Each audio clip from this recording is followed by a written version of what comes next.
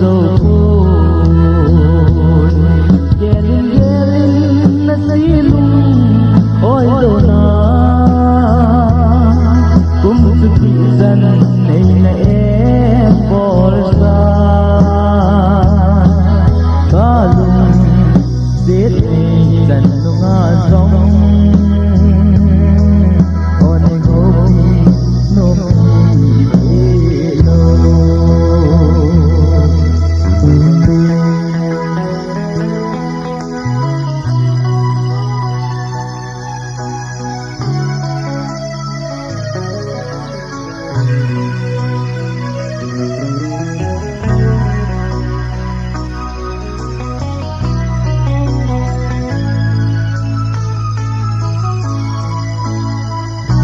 Chim bông na at sangi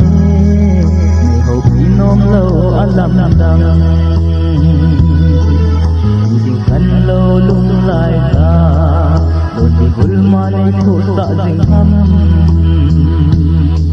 Gerin gerin na silong Ôi dầu na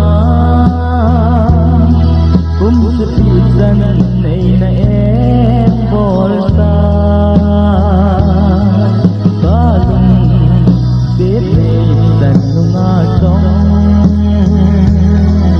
kênh Ghiền Mì Gõ